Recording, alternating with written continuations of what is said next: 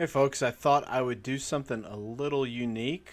I don't know, I was just feeling a little squirrely tonight, so I figured I would record tonight's podcast, episode 6, and I would record it. I'm still going to post it on the podcast, but those of you who are watching this right now, you're watching me record a podcast.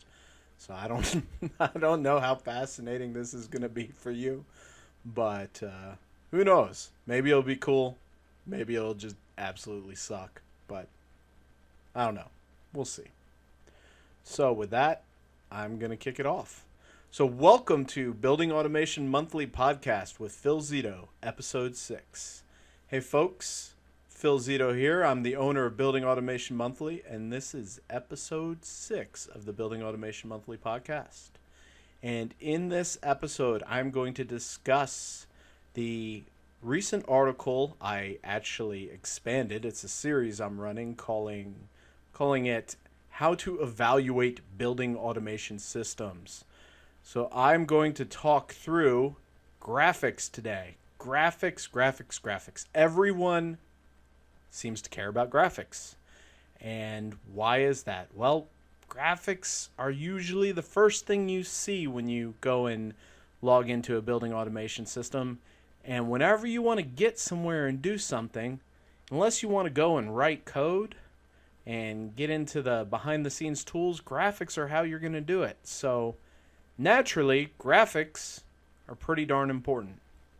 But other than saying, I want photorealistic graphics, or I want graphics that are pretty, or I want graphics that represent my building. Other than saying things like that, how can you really go and define graphics, what they are, and then be able to evaluate multiple companies' graphics packages? And that is what we are going to discuss today. So this episode is going to be at buildingautomationmonthly.com/evaluate BAS. That's one word, evaluate BAS. So if you go to that link, you will be taken to the series and you can read about both openness and graphics. Those are the two parts of the series that are up. All right, so graphics.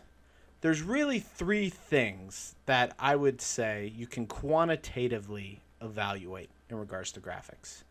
And those are the capability to provide mobile support responsive HTML interfaces. The second would be graphics configuration software, and the third would be a graphics library. So the first one we're going to talk through is mobile support responsive HTML5 interface. Wow, what a bunch of stuff. What does that mean? All right, so what it means is, one, it supports mobile devices. So tablets, phones, etc. It supports those devices. Second, it is responsive, meaning that when you have a device, it is going to respond according to what kind of device it is. So I demonstrate this right here, which you can't see. I just realized that. But if you could see what I'm pointing at, if you go to the article, you'll see it. If you open the article in a web browser on a PC, you're going to see a box number 1 and a box number 2. And box number 1 is about 60% of the screen's width, and box number 2 is about 30. Those math doesn't add up to 100%, does it? So 70-30. But what you're going to see if you go to the mobile device is you're going to see those boxes are actually going to stack one on top of another. That is called responsiveness. See, basically, HTML code is a bunch of blocks. They use what is called the box model, which basically there's a bunch of different boxes that your data is in, and that data then moves around with the boxes based on what's called cascading style sheets, which CSS. So if HTML is the bones of the website, CSS is the muscle and the skin. It shapes and texturizes your website. Now, here's what I'm going to recommend. First off, this is not an area you should budge on. If the graphics package is not natively mobile friendly, then you need to pass it up. Your guys should not have to lug around. Well, for example, I've got this 17-inch, 22-pound laptop. Yes, I said 22 pounds. Literally, I have to shut the thing during customer presentations because the fan sounds like a hair blower. It is so loud. It's crazy. Well, you shouldn't budge on mobile friendly because imagine me in a ceiling, which has happened, with that laptop trying to troubleshoot something, balancing on a ladder, 3 points of contact always, and standing on that ladder and trying to go and troubleshoot while holding a 22-pound laptop. I mean, naturally, you can't set that on the ceiling tile. It's going to crash right through it. So, yeah, it'd be a lot much easier if I could use a tablet or a phone. So you should not budge on this category. The second is the category of graphics configuration software. All right, I've seen some really bad stuff, which is it's glorified paint. I remember when I first started getting in, this pretty awesome story. So when I first got into building automation, I had a air handler graphic. And I had to go and add a fan to this air handler graphic. But there were no stencils, and a stencil is basically symbols that you can drag and drop. So literally, I zoomed in at 800% zoom into paint, and I went pixel by pixel, changing the color of the ductwork, and then adding the fan and trying to make it look like the ductwork seamlessly extended. Yeah, that sucked. That was no bueno. So you really, really, really should make sure that you have one, graphics configuration software, but it's good graphics configuration software. Now, as I say in the article, it's 50-50 if folks are actually going to ever use this stuff. Most folks are like, yeah, we need graphics, we need programming tools, our guys are going to do everything. And then they go on maintenance calls and do nothing. And it's not their fault. It's not that they don't want to do anything, but when the person who pays your bills is sitting there yelling at you saying, fix this, fix this, fix this, you don't really have time to go and draw floor plans. So what is my recommendation on this? Well, you should decide if you're going to be doing a lot of graphics changes and if you're going to be doing them yourself. If you're not going to be doing them yourself, then guess what? You probably don't need to worry about a graphics package. But if you are going to do them in yourself, or you're going to have spaces that are constantly changing and you're going to want to do it yourself, then look at the graphics package. The final thing is the graphics library. So, you got a graphics package. Woohoo! But what if you don't have a graphics library? What is a graphics library? A graphics library is a set of stencils, a set of drawings. In some cases, it's already preformed graphics that you can go and just drag and drop. Now, I've seen awesome photorealistic, really cool graphics packages. And I've also seen graphics packages that consisted of a triangle, a square, and a gauge. Yeah. So it was interesting at one point trying to make all sorts of shapes. It was almost like a game, figuring like one of those kind of tablet games you play where you get 5 shapes and you got to figure something out. It's like, what can I do with a rectangle and a triangle that will resemble an air handling unit? And I was like, well, if I rotate the triangle this way, then I can pretend that's a ductwork and leaving, and maybe the circle can be a fan if I put a circle inside a circle. But yeah, so the graphics stencil is pretty important. Moving right along, how do we evaluate these graphics? Well, as I wrote here in the article, and I'm going to read this verbatim. So, please detail out how your graphics support a variety of browser and device types, if your graphics package is responsive, and if it supports HTML5. That's it. That's all you got to put in the specification. You just put that in there, or you put that in your request for proposal or your request for qualification, and then you let people respond. You let them RFI if they need a little detail, request for information. And then here's how I rank this. So I put a little table in here. And feel free to take this use it, abuse it. I put this stuff out there for free. I don't ever ask for anything. I just say, hey, if this helps you, this makes your life a little bit easier so you don't have to live through the pain I've been through, then awesome. So the ranking. So the table goes, this is going to be weird, reading a table on a podcast. I don't know how this is going to work, but we'll see. Ranking score. That's one of the headers, and ranking description is the other header. So it's got a 0 through 3, and basically it says, the graphics cannot be viewed through a browser and require custom software. That would obviously be a 0. The graphics can be viewed through a browser, but are not responsive. Remember what responsive means, and do not support HTML5. Now, some folks are like, well, isn't responsive and HTML5 the same thing? No. Responsive means it responds to mobile devices. HTML5 means that it goes and uses the new version of HTML, hypertext markup language, that has both deprecated functions, meaning that's a fancy way of saying stuff it doesn't support anymore, and new functions, which is a fancy way of saying new stuff it can do. So HTML5 can do some really cool stuff. We're not going to get into that because we'd be here a while. But basically, they're two separate things. A score of 2, the graphics can be viewed through a browser and support HTML5, but are not responsive. Now, I realize in ranking score 1, I think I said are responsive, but I meant to say not responsive. Once again, you can go to buildingautomationmonthly.com/evaluate-BAS to get this. And the third option, which is a ranking score, or fourth option, yeah. I'm starting at 0. I got to remember my my numbers here. So 3, which is actually 4. The graphics can be viewed through a browser, and they support HTML5 and are responsive. Now, the WordPress plugin theme I use doesn't let me do commas, or it breaks the table. So, yes, I do occasionally have proper grammar. I know I'm probably not the best. So, any grammar police out there, yes, I know there should be commas, but my theme doesn't allow them. Sorry. It just won't work with the table. So, get over it. Graphics configuration software.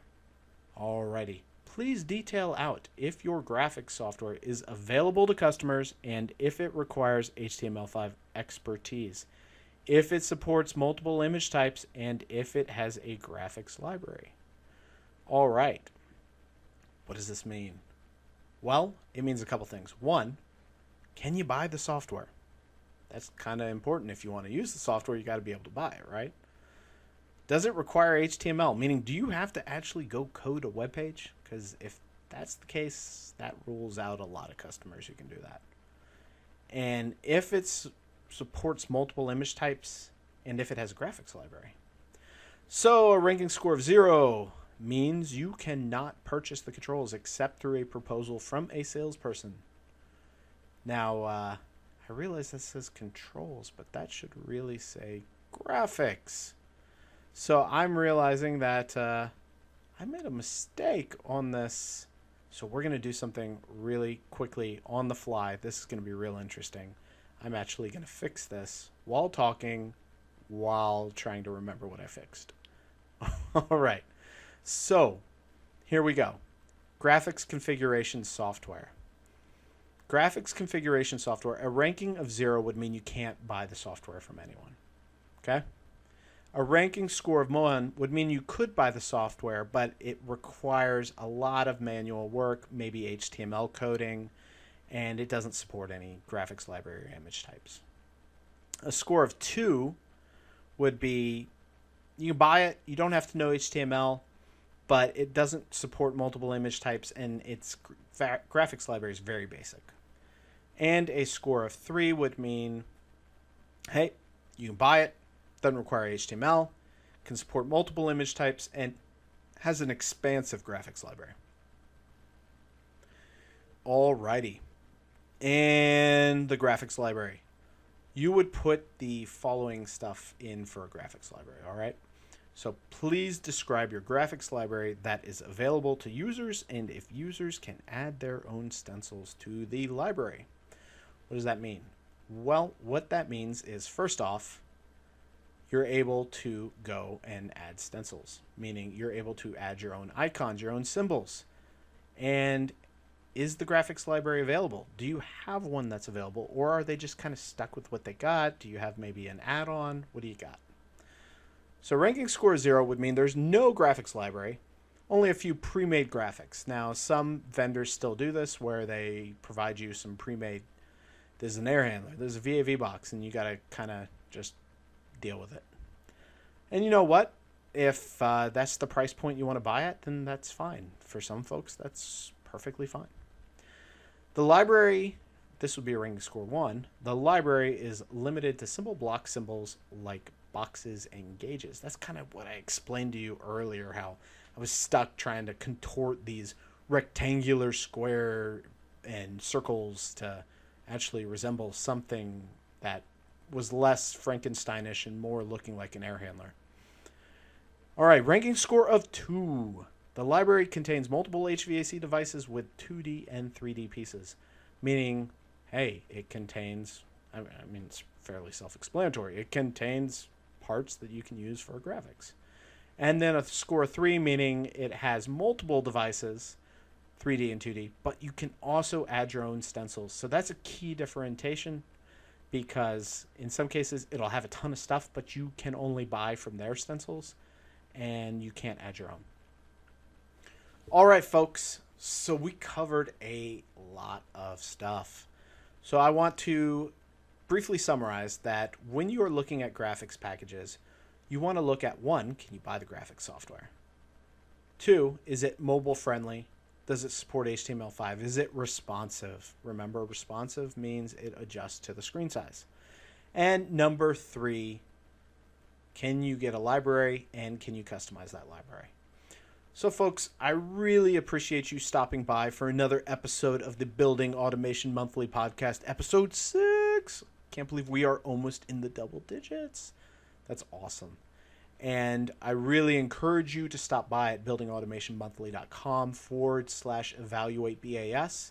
And if you haven't heard, if you're not in my Facebook, LinkedIn, Google Plus, or one of my subscribers, then you haven't heard about my pre-sale that's going on with my book right now.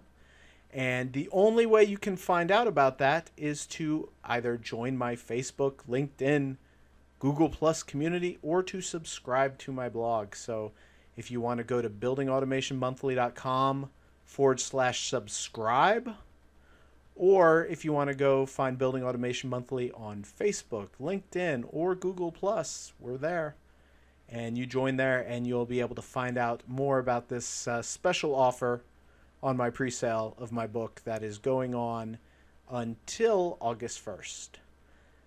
I really appreciate all of you stopping by, listening, dealing with this experiment of an episode in which I record myself while I talk while I record myself. Very interesting. I look forward to talking to you guys again. And on this Thursday, we are going to be having a guy come on who is going to talk to us about a very interesting topic. Yes, I am teasing you with the topic, but you'll just have to come and subscribe to us on iTunes or Stitcher, or check out the site on buildingautomationmonthly.com for the podcast link. Look forward to talking to you all again. Have a great night.